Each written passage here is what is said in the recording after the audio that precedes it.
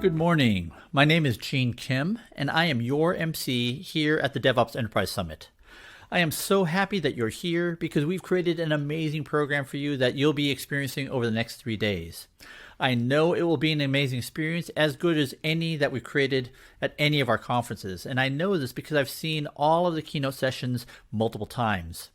And I know this will be especially great compared to being stuck on endless video conference calls that we've all been stuck on for months. So this morning, I'll go over what our goals are, both at the highest levels and what's different, especially since we're in an online format this year, made necessary by the COVID-19 global pandemic. So each year I ask 3 questions going all the way back to 2014. One is, we believe that DevOps is important. We believe that DevOps creates genuine value.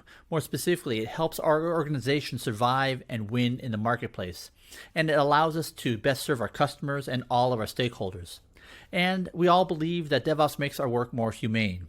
And in short, as John Smart says, DevOps enables better value, sooner, safer, and happier. So over the last 7 years, we've done 11 events, and I'm so proud that we've created what I believe to be the best conference for technology leaders to help them succeed and their organizations win. And since 2016, we've run a conference both in the US and the UK. And so, global pandemic or not, the mission goes on. In fact, I would even argue that our mission is even more important in times like this. We're in the middle of the largest economic crisis caused by the largest health crisis in our lifetime. And I just mentioned our mission. You may be thinking, what mission are we all on?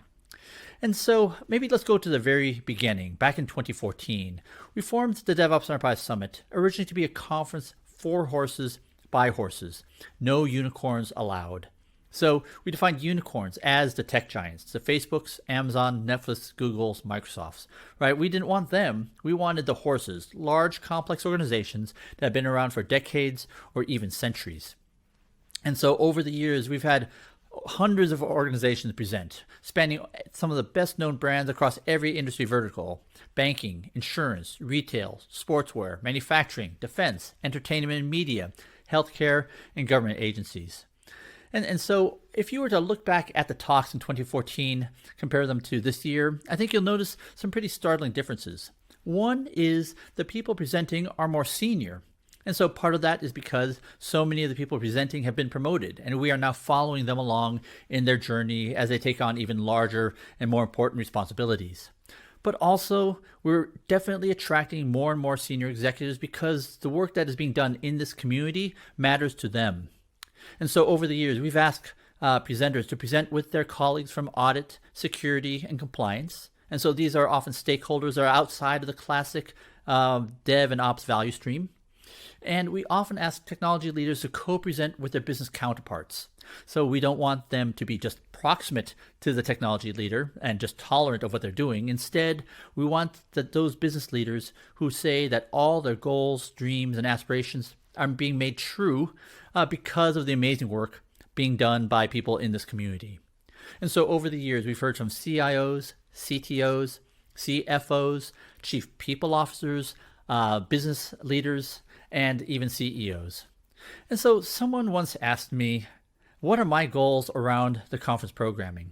And so I shared my answer with the programming committee earlier this year, and I'll share it with you now. And it is really this. It is to have a CEO from a Fortune 50 company present at the DevOps Enterprise stage by 2025. And you might be thinking, why? What does that have to do with me? And it's because for 7 years, the top obstacle being verbalized by this community has been, how do I get my business leadership on board? And so I want you to be able to take that talk being told by that CEO and have you share that with your business leadership. Because that story is being told by people they listen to, describing how the work that you are doing matters. And that the capabilities that you are building in your organizations are what's going to help them survive in the marketplace and win in the marketplace. And the crazy part is, I think we're getting so close. Last year, we had from RBS, Jenny Wood, Chief Operating Officer for Services, present. From the Compuori team, we had the CEO and CFO present, Chris O'Malley and Joe Aho. And earlier this year, we had from the Nation Building Society team, the largest mutual organization of its kind, Patrick Eltridge, the Chief Operating Officer, and one of the 3 mission leaders, Janet Chapman. And I had coyly presented this slide about what might be coming for Vegas. I'm so happy to announce that we have Kimberly Johnson, Executive Vice President and Chief Operating Officer for Fannie Mae, a Fortune 25 company, Ken Kennedy, EVP and President of Product from CSG, co-presenting with our good friend Scott Prue, and Maya Liebman, EVP and CIO at American Airlines, presenting with our good friend Ross Clanton. So all this shows that the work being done in this community increasingly matters to people who matter.